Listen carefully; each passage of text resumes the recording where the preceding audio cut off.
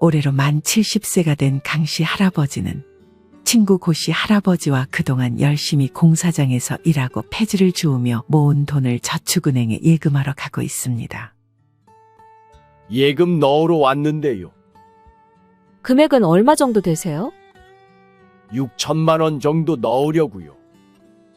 저희 예금도 좋긴 한데 예금보다 이자율이 더 좋은 상품이 하나 있거든요. 강씨 할아버지는 그냥 예금 상품에 6천만 원을 넣었지만 친구 고씨 할아버지는 이자율이 높다는 은행 직원의 말에 혹해서 애초에 생각했던 예금이 아닌 후순위 채권에 전재산 9천만 원을 넣었습니다. 강씨 할아버지와 고씨 할아버지는 은행에 돈을 넣어놓아 아주 마음이 편안한 상태였습니다. 이제는 일을 좀 쉬엄쉬엄 해도 되고 그동안 챙기지 못했던 건강도 챙기고 싶었습니다. 하지만 강씨 할아버지와 고씨 할아버지의 평온함은 그리 오래가지 못했습니다. 믿었던 저축은행이 갑자기 영업정지를 했다는 소식이 들려왔기 때문입니다. 아니, 이게 무슨 일이에요? 놀란 강씨는 은행 앞에서 자신과 비슷한 또래의 사람들이 울며불며 고성을 지르고 있는 것을 목격해야 했습니다. 아이들 소풍 갈 때 김밥도 못 사주고 도시락에 계란 하나 못 넣어주고 모은 내 피 같은 돈을 그 돈 찾아서 나도 따뜻한 밥 해먹고 고기도 구워 먹으려고 했는데 노숙자 행세하고 싶지 않다. 나이 80 넘어서 나는 이제 뭐 해먹고 살라고. 너희 돈 달라고 하나. 내 돈, 내가 벌어서 맡긴 내 돈을 달란 말이다. 알고 보니 이분은 강씨 할아버지 동네에서 붕어빵 장사를 하던 할머니였습니다. 할머니는 몇십 년 동안 붕어빵을 팔며 평생 모은 1억 원을 은행에 예금했는데 이 사단이 난 것입니다. 강씨 할아버지는 그제서야 상황 파악이 됐습니다. 이 사실은 바로 뉴스에도 보도가 됐습니다.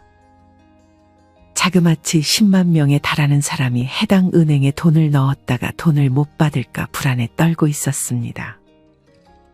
강씨 할아버지는 당장 돈이 필요했습니다.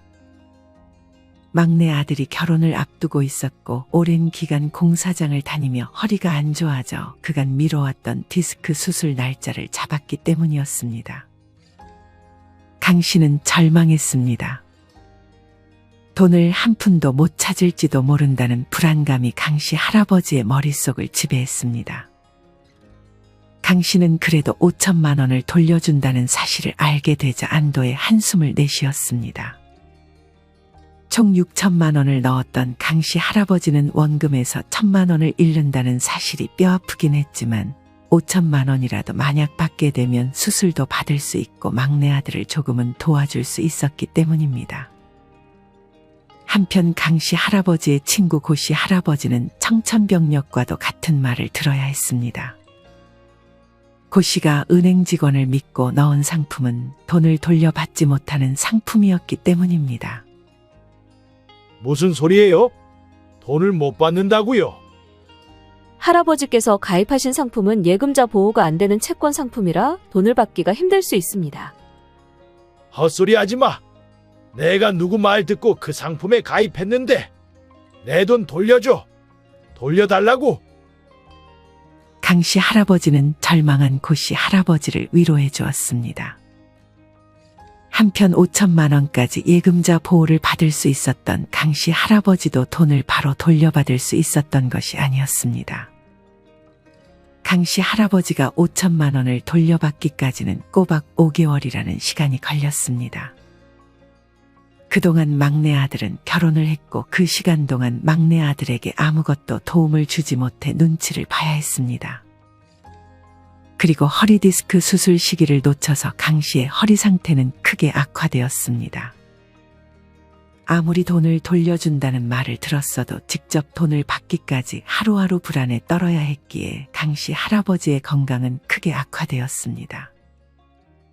그리고 강씨의 친구 고씨 할아버지는 이날 이후 오전 5시만 되면 눈을 떠 리어카도 없이 맨손으로 폐지를 줍기 위해 거리를 나서야 했습니다. 강씨 할아버지와 고씨 할아버지는 은행은 무조건 안전하다고 생각해 가지고 있던 전 재산을 모두 넣었습니다. 만약 은행이 망하면 5천만 원만 돌려받을 수 있다는 사실을 알긴 했지만 설마 은행이 망하겠어? 라고 생각했습니다. 강씨 할아버지는 5개월이 지난 뒤에야 5천만 원을 받을 수 있었는데 그 기간 동안 많은 손해를 받고 건강까지 잃었습니다. 고씨 할아버지도 이후 돈을 일부 돌려받긴 했지만 원금 손실이 상당했고 강씨 할아버지와 마찬가지로 건강을 크게 잃었습니다. 여러분은 이런 강씨 할아버지와 고씨 할아버지를 보며 어떤 생각이 드셨나요? 우리가 무조건 안전하다고 생각했던 은행이 사실 그렇지 않을 수 있습니다. 만약 이런 정보가 없이 단순히 은행 직원의 말만 믿고 내 목숨과도 같은 노후 자금을 넣는다면 우리의 목숨을 위협하는 상황이 만들어지는 것이 결코 과장은 아닙니다. 많은 분들이 예금자 보호를 해주는 법을 믿고 예금을 넣는 경우가 많습니다. 우리나라는 2001년 처음으로 예금자 보호 한도를 5천만 원으로 설정했는데 어찌된 이유인지 20년이 넘게 흐른 지금까지 아직도 예금자 보호 한도가 그대로입니다. 다른 나라를 살펴보면 미국의 예금자 보호 한도는 약 3억 3천만 원이고 영국은 1억 3천만 원, 일본은 약 1억 원, 중국은 9천만 원 정도입니다. 우리나라도 예금자 보호 한도를 최소 1억 원까지는 올려줘야 하지 않나 하는 생각이 듭니다. 2001년 당시 5천만 원과 지금의 5천만 원의 가치는 상당히 다른데 왜 이 점이 개선되지 않는지 의문이 듭니다. 사실 이 5천만 원에는 원금과 이자가 다 포함된 것이기 때문에 손해를 하나도 보지 않으려면 연이자 4%로 계산했을 때 5천만 원을 예금에 넣는 것이 아니라 4,800만 원 정도를 예금에 넣어 놓아야 손해 없이 이자까지 보호받을 수 있습니다. 이때 주의할 점이 하나 있는데 은행의 모든 상품이 다 예금자 보호가 되는 것은 아닙니다. 아는 분들은 아시겠지만 양도성 예금증서, MMF와 같은 금융투자 상품, 은행 발행 채권, 주택청약저축 그리고 대부분의 CMA 통장도 예금자 보호를 받지 못합니다. 은행 직원은 절대 고객들에게 예금자 보호가 안 된다는 말을 강조해서 알려주지 않습니다. 만약 은행 직원이 예금 대신 앞서 언급한 것들을 권유한다면 거절하고 그냥 예금으로 넣어달라고 말하는 것이 좋습니다. 실제로 저축은행들이 자본금을 얻기 위해 대규모의 후순위 채권이라는 것을 발행한 적이 있습니다. 당시 은행 예금금리가 연 4% 내외였던 상황에서 많은 사람들 특히 노인들이 후순위 채권에 대한 정확한 이해도 없이 단순히 연 7에서 8%의 높은 이자율만 보고 예금자 보호도 안 되는 후순위 채권에 투자해서 많은 피해를 봐야 했습니다. 사실 은행은 그냥 기업입니다. 속된 말로 장사꾼과 다를 바가 없습니다. 은행은 예금이나 적금을 넣은 사람들의 돈을 그냥 은행 금고에다 보관하지 않습니다. 그냥 은행에 현금을 쌓아두기만 한다면 은행 입장에서는 손해이기 때문에 다른 기업이나 개인에게 예적금 금리보다 대출 금리를 더 올려서 대출 상품으로 팔고 여러 다른 곳에 투자를 하기도 합니다. 사실 여러분이 은행에 넣어둔 돈을 은행은 그대로 고이 보관하는 것이 아니라 이렇게 여러분의 돈으로 이익을 내는 다양한 곳에 대출 및 투자를 해서 돈을 버는 구조입니다. 우리의 돈으로 자기들의 이익을 내기 위해 이렇게 사용한다는 것이 예금이나 적금을 넣은 사람들의 입장에서는 영 좋게 보이지는 않는 것 같습니다. 한편 무조건 금리, 즉 이자를 높게 주겠다는 은행을 선호하는 분들이 계십니다. 하지만 이때는 더욱 주의해야 합니다. 이자를 많이 준다는 말은 해당 은행이 신용도가 낮은 부실한 기업에 높은 이자로 돈을 빌려줬기 때문에 여러분에게 높은 이자를 줄 수 있는 것입니다. 만약 부실한 기업이 은행에 돈을 못 갚으면 우리가 넣은 예금도 보호받지 못하는 상황이 될 수 있는 것입니다. 여러분, 내가 넣었던 돈을 찾으러 갔는데 은행에서 줄 돈이 없다고 하면 어떤 기분이 들 것 같으신가요? 최근에는 어떤 한 은행에서 이자가 높은 적금이 만기됐는데 해지가 불가하다는 연락을 받아야 했습니다. 이는 불과 1년도 안 된 일입니다. 물론 이후에 해결됐지만 그래도 원래 약속했던 시간에 내 돈을 받지 못하게 된다면 앞서 강씨 할아버지처럼 제때 수술을 받지 못하거나 손해를 보게 될 수도 있습니다. 누군가는 이 영상을 보고 괜히 불안감을 조성하는 것 아니냐는 말을 하실지 모르겠습니다. 뉴스에서도 사실 그렇게 심각한 상황처럼 보도하지 않고 전문가들도 간혹 방송에서 심각하지 않다고 말하지만 IMF 이전에도 비슷하게 얘기했던 적이 있었습니다. 그때도 아무런 문제가 없다고 언론에서 말했었습니다. 우리는 이렇게 누군가가 그렇겠지 하는 것을 믿는 것보다 우리가 직접 알아보고 공부하는 태도를 갖는 것이 좋습니다.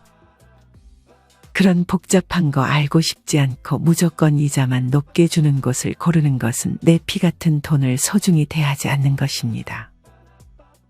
앞서 은행은 우리가 예금 혹은 적금 등으로 맡긴 돈을 절대 가만히 놔두지 않는다고 말씀드렸습니다. 은행은 이 돈으로 개인이나 기업의 예금 이자보다 높은 이자를 적용해 돈을 빌려줍니다. 예를 들어서 예금으로 누군가에게 4% 이자를 주면서 돈을 받아온다면 그 돈을 6%의 이자를 얹어서 다른 누군가에게 돈을 빌려주게 되면 은행은 총 2%의 이익을 얻게 되는 것입니다. 하지만 잠깐 언급했듯 이렇게 은행이 대출을 해주는데 간혹 돈을 갚을 능력이 없는 곳에 돈을 빌려주는 우를 범하기도 합니다. 실제로 올해 3월 국내 은행의 부실 채권이 3년 만에 최대치로 치솟았다고 합니다. 부실 채권이 늘어났다는 말은 은행이 빌려준 돈을 돌려받지 못하게 되고 이런 게 쌓이고 쌓이면 영업정지가 되어 그 은행에 돈을 맡겨놨던 사람들이 돈을 제때 돌려받지 못하거나 예금자 보호를 제외하고는 원금을 잃을 수도 있게 된다는 것입니다. 그래서 우리는 어떤 은행에서 돈을 빌리기 전에 다음 3가지에 대해서 반드시 알고 있어야 합니다. 먼저 구글이나 네이버에 금융소비자 정보포털 파인이라고 검색 후 들어가 줍니다. 왼쪽에 금융회사를 클릭해서 은행이나 저축은행 등 자기가 돈을 넣어놓은 곳 혹은 넣어놓을 곳을 클릭해 줍니다. 조금만 아래로 내려보면 우리나라 모든 저축은행에 대한 재무정보와 주요 경영지표가 나옵니다.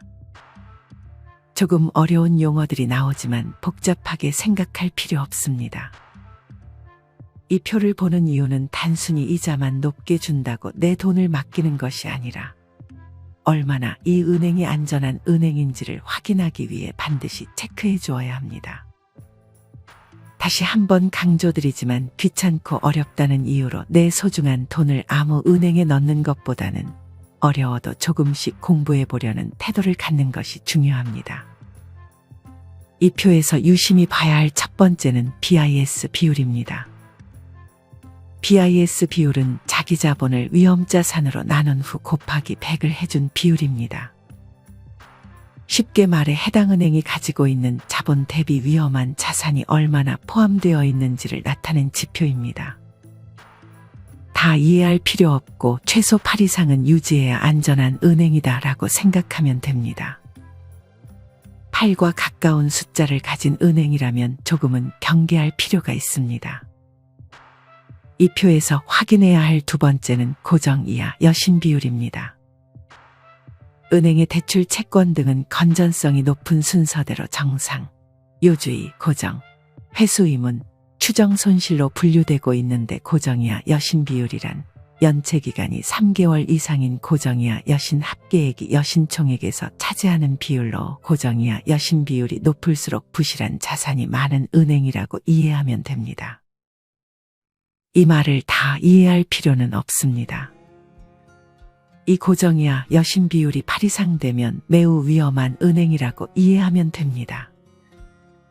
이 표에서 확인해야 할 마지막 세 번째는 ROA입니다. ROA란 당기순이익을 총자산으로 나눈 후 곱하기 100을 한 수치를 말합니다. 이는 즉 은행이 자신들이 가진 총자산을 활용하여 얼마나 많은 이익을 창출했는지를 나타내는 지표입니다. 여기서도 복잡하게 생각할 필요 없이 높으면 높을수록 좋다고 생각하는 것이 좋습니다. 김경필 머니트레이너는 이 ROA 지수가 경제 성장률보다는 높아야 하지 않을까라고 조언해 주셨지만 우리나라 경제 성장률은 2%대로 이보다 높은 ROA를 가진 은행들이 많지는 않습니다. 만약 마이너스를 기록하는 은행이라면 그 은행은 조금 경계하는 것이 좋을 것 같습니다. 위의 이미지에서는 워낙 저축은행들이 많아서 다 담을 수 없기에 여러분들이 직접 금융소비자 정보 포털 파인에 들어가셔서 내가 예금 넣은 은행은 어떤 수치를 가지고 있는지 꼭 체크해 보시길 바랍니다. 은행 이외에 많은 분들이 알고 있으시겠지만 우체국 예금을 이용할 수 있습니다. 처음 들어보신 분들은 우체국에 웬 예금이냐고 생각하실 수 있습니다. 우체국 예금 보험은 제2금융권에 속하지만 국가가 관리하기 때문에 다른 은행보다 훨씬 안정적이라는 장점이 있습니다. 우체국 예금은 나라에서 운영하는 금융기관이기 때문에 정부가 직접 원금과 이자를 금액 제한 없이 전액 보장해 줍니다. 즉 1억을 넣든 2억을 넣든 다 보호해준다는 얘기입니다. 물론 안정성이 매우 높은 만큼 이자율이 다른 은행들에 비해 조금 낮을 수 있습니다. 현재 우체국 2040 플러스 알파 정기예금은 기본 3.1%의 이자를 주고 있습니다. 현재 은행 예금과 비교했을 때 그렇게 많이 차이가 나지는 않는 것 같습니다. 우체국 2040 플러스 알파 정기예금은 금융기관을 제외한 모든 고객이 가입할 수 있고 가입기간은 최소 6개월에서 최대 36개월까지 가능합니다. 가입금액은 최소 10,000원 이상이고 상품별 특별 우대까지 받으면 연이자 3.5%까지 받을 수 있으니 참고해 주세요. 또한 우체국 예금 고객이 우체국 창구에서 타은행으로 송금할 경우 최대 3,000원까지 내야 했던 수수료를 이제는 면제해주고 우체국 자동화기기로 계좌이체 시 내야 했던 500원에서 1,000원의 수수료도 이제는 면제가 됩니다. 이미 아셨던 분들이 많으시겠지만 아직 몰랐던 분들이 계시다면 은행 대신 우체국 예금을 넣는 것도 좋은 방법일 수 있습니다. 사실 우리나라가 예전에 IMF를 겪고 나서 외환 보유고를 크게 늘렸던 것과 같이 2011년 저축은행 영업정지 사태를 겪으면서 그 부분에 대해서 많은 대응책을 마련해 놓았습니다. 그 결과로 2016년도 말에 예금보험금을 7일 이내에 지급하라는 시행령이 명시되어 있는 등 최대한 빠르게 대처가 되게끔 발전했습니다. 하지만 앞으로 어떻게 될지 아무도 확신할 수 없기 때문에 애초에 이런 일을 겪지 않게끔 스스로 공부하는 것이 가장 좋지 않을까 생각합니다. 누군가는 뭐 이런 것까지 고민하면서 불안감을 조성하냐고 생각하실지 모르겠지만 미리 공부하고 대비해서 나쁠 것은 하나도 없다고 생각합니다. 여러분 이제껏 이자 높게 준다는 곳에만 예금을 넣진 않으셨나요? 이제부터는 무조건 많이 준다고 하면 의심부터 하고 혹시나 부실한 은행은 아닌지 꼭 확인해 보셨으면 좋겠습니다. 이 영상을 한 번 더 보시면서 금융소비자 정보포털 파인에 들어가서 내가 예금을 넣은 은행의 BIS, 고정이와 여신비율, ROA 수치를 꼭 확인해 보셨으면 좋겠습니다. 이상으로 오늘의 영상을 마치겠습니다. 우리 모든 구독자분들의 행복한 여생을 응원합니다. 다음에 더 좋은 내용으로 찾아뵙겠습니다. 감사합니다.